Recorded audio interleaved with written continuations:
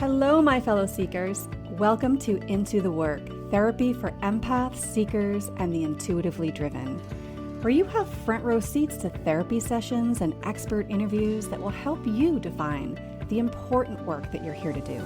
So I guess you actually have something better than front row seats. You practically have a seat on my couch. That's right, you will have unrestricted access to actual sessions with real people, exploring real life issues. You will continue to be inspired by powerful conversations with experts and healers that might just share exactly what it is that you need to hear to get unstuck.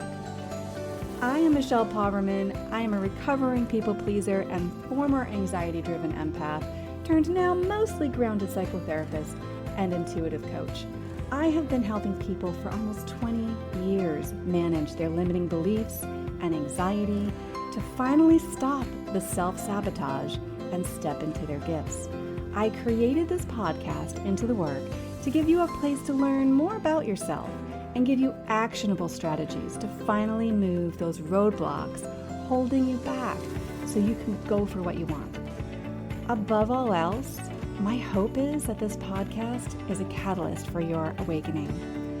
If you're listening, you've already taken a step towards getting off of autopilot, and our next steps together will be taken episode by episode, waking you up to the possibilities, the new ways of thinking and being, so that you can stretch into that next level of your story. The spark has already been lit, and my friend, this is a journey from spark to brilliance. So together, let's light a fire.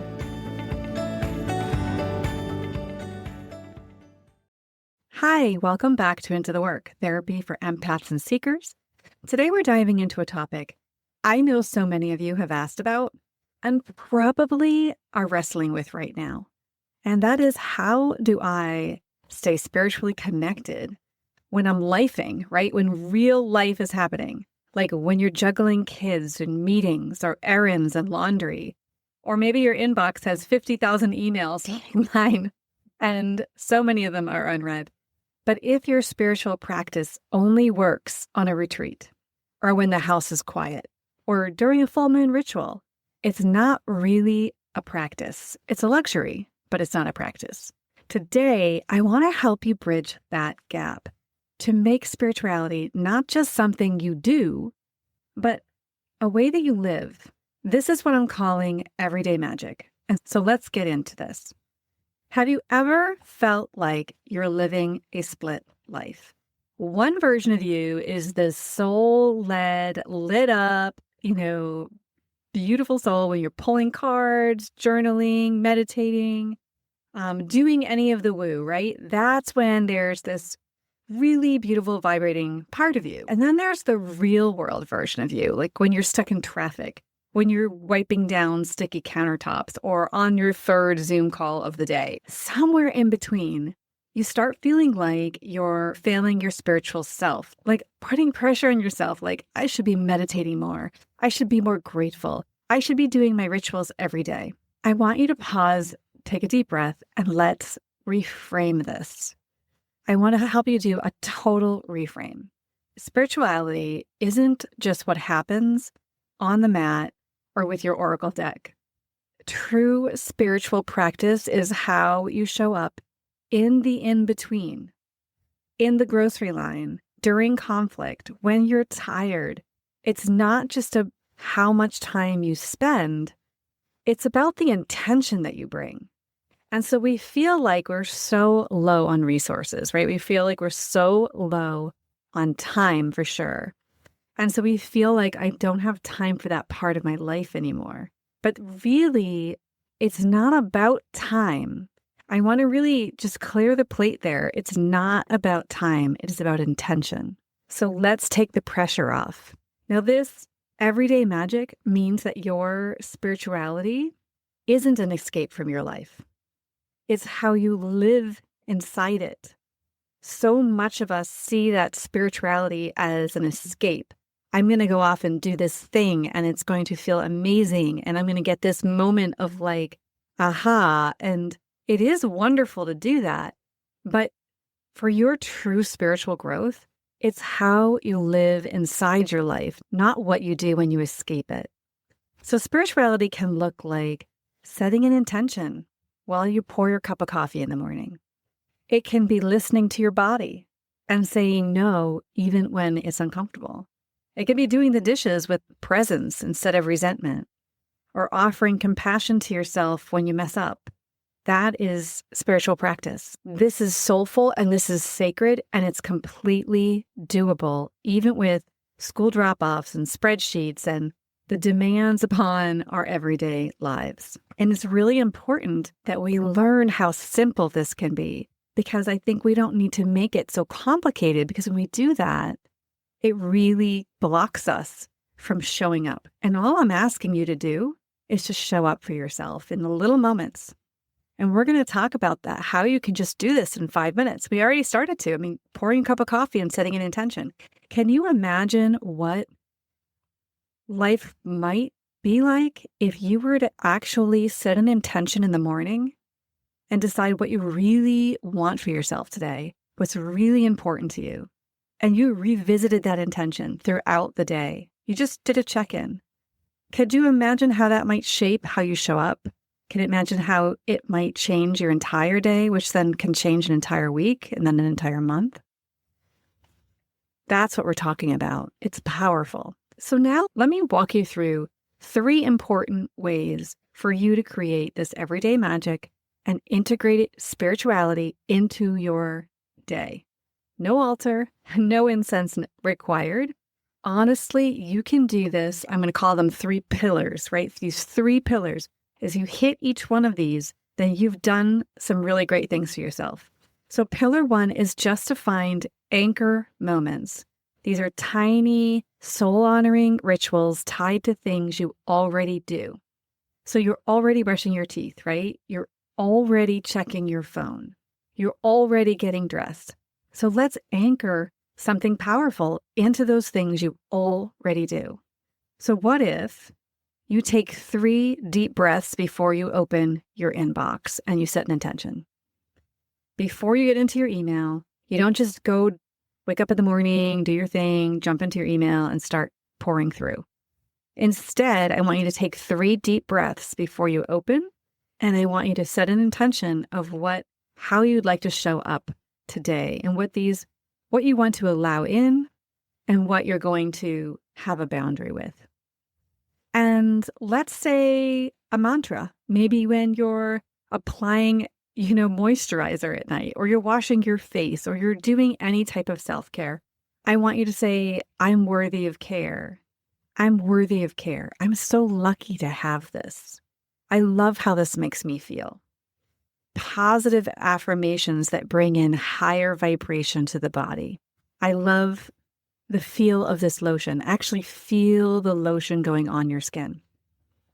I'm talking about slowing down, being present, and setting some high vibrational thoughts or mantras that shift your vibration, whether that be in the beginning of the day, the end of the day, anytime during the day. If you're going to have a hard conversation, maybe you place your hands on your heart and you set an intention for that conversation. You can do these small things throughout the day. There's no real extra time needed. It's really just intention setting. And I think so much of spirituality is intention setting. I do Reiki and I teach Reiki and I teach spiritual healing practices. And so much of the healing practices that go into, so much of the power that goes into these healings are intention.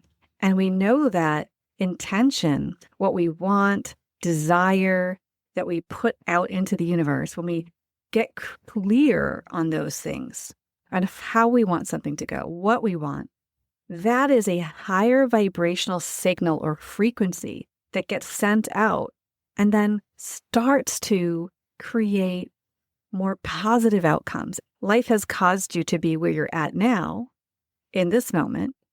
And in order to keep up with where you're going next, or in order to have some say in it, stopping and being intentional allows you to create these higher vibrations that attract more better things, right? We allow ourselves to feel better, so bring in more joy and happiness.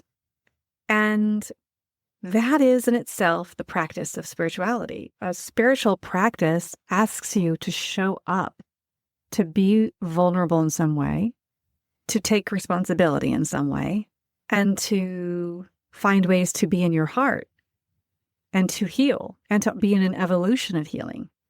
And just doing these simple little things allows you to take responsibility over where you're going next, how you want the rest of the day to go. Your intention setting is so powerful. Now, the second pillar. So the first one is we're going to anchor some really great grounding exercises or some inspiring mantras, some deep breathing, just anything you can do to show up and set an intention. Now, pillar 2 is going to be your energy awareness, even on the go. Okay. So as an empath, you're constantly managing energy. As a sensitive soul, you're managing all your own energy and you're managing everybody else's likely too. Who you come in contact, who you think about, who's thinking about you, right? So energy connections are happening. Cords of energy are happening. So here's the practice. I want you to tune into your body. And when you feel something, or if you're feeling low energy or feeling down, or any experience at all, I want you just to ask yourself, is this mine? If you already do this, that's fantastic. This is a good reminder to do it a bunch today. I want you to just tap into, is this mine? If the answer you can get is no, I want you to gently release it.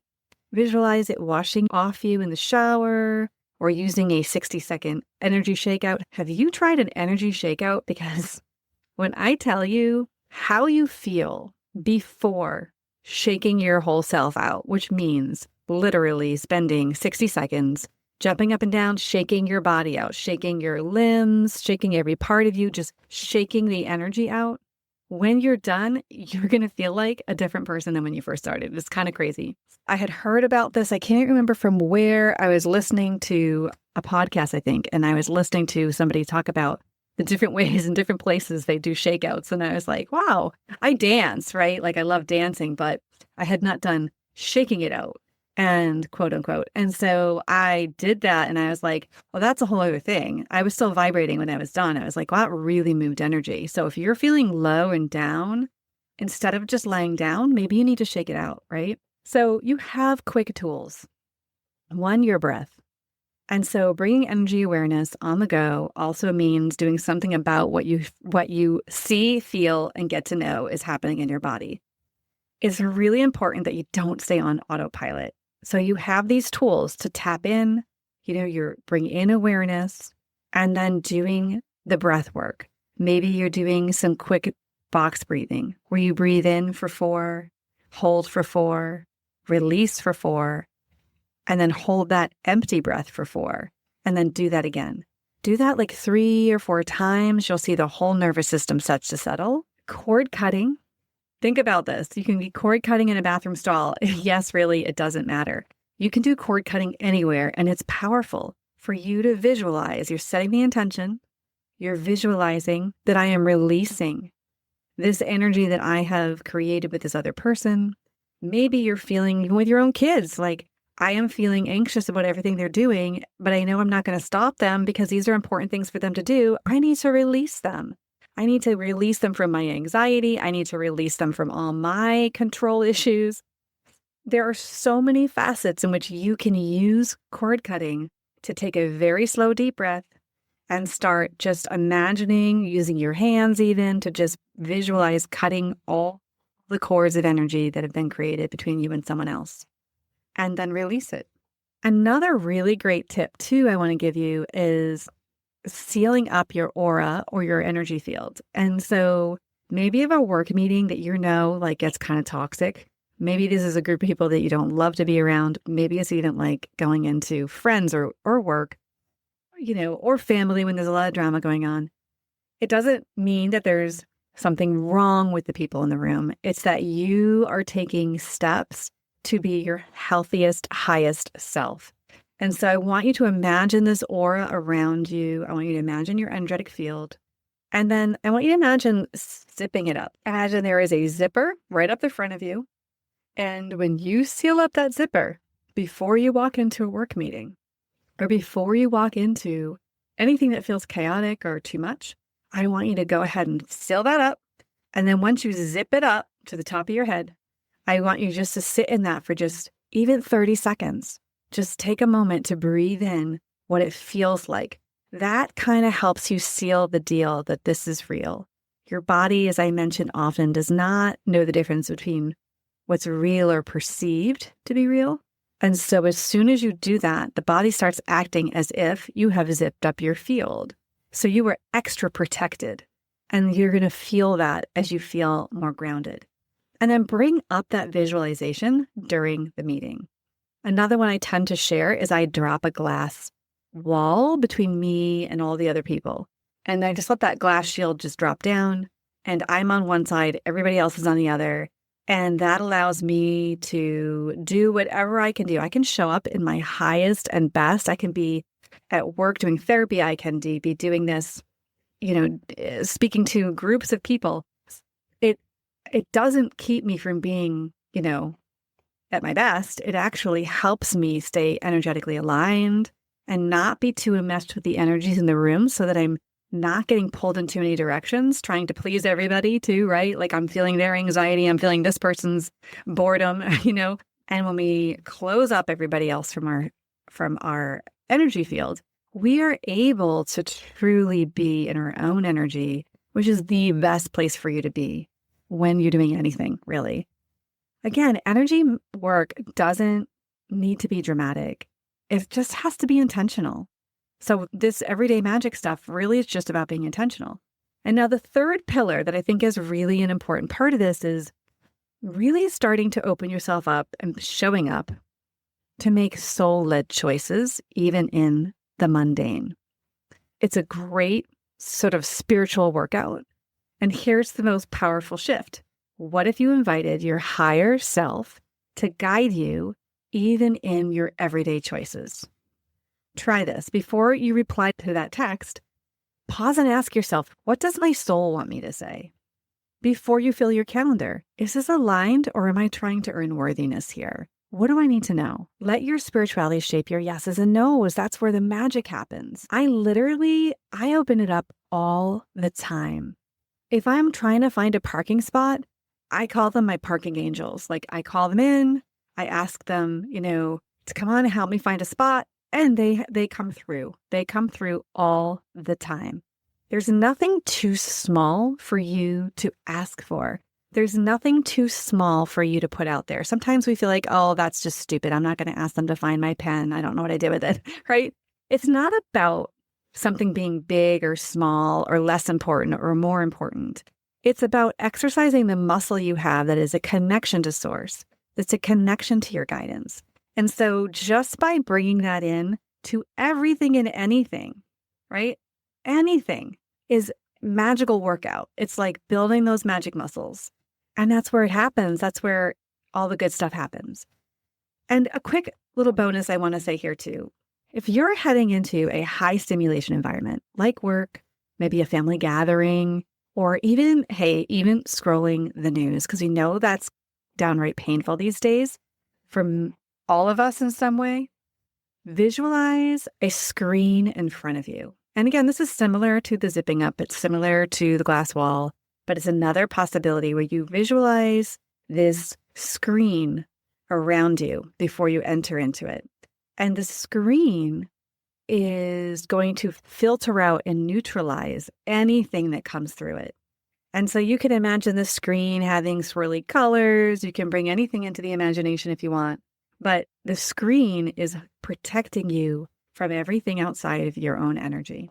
So let's bring this home. You don't need 90 minutes. You don't need a singing bowl or a light to live a soul-aligned life. You just need to anchor your moments, like we talked about, those things you're already doing. Just anchor something into them, right? So you are deep breathing. You're bringing in mantras or imagery during the most mundane tasks. Track your energy. Pay attention to your energy. Ask, is this mine? And in that, you're also going to be managing your energy, not just noticing it. I want you to manage it. I want you to call your power back. I want you to cut cords with people. I want you to really breathe yourself back into the body before you move forward. And then also make soulful choices. by tapping into your guidance left and right every day for anything. It doesn't matter. And what's really cool is when you do that and you're answered, it raises your vibe. You feel totally magical, and it totally increases your happiness factor for the day. So if you're somebody that, wants to sit and meditate on something or likes to journal, I want you to think about, where in my day am I already spiritual? Because maybe there's things you're already doing. And then I want you to ask yourself, and where could I invite just 10% more intention? Even if that's too much, bring it down to 1%. It can be 1% more, because even that 1% can compound itself and start to shift things, because it changes your nervous system. It rewires your patterns. It reconnects you to you, which is what spirituality is all about, is reconnecting to you, your core self. Now, if this episode spoke to your soul today, I would love if you'd share it with a friend or leave a review. It helps this work reach more sensitive, soul-led humans like you. Remember, you're not behind. You're not doing it wrong. Your life is your spiritual path, right? Your spiritual path is what's happening in the in-between moments, not just the big ones. So let's keep walking it together. Remember that your joy and happiness isn't the reward, it's actually the work. And so together, I feel like if we keep tapping in, we keep doing these little things, they're going to compound, they're going to gather, and we are going to all bring to the planet a better vibration. Until next time, stay grounded, stay magical, and keep coming back into the work. Have a wonderful week, and I will talk to you next week. Bye for now.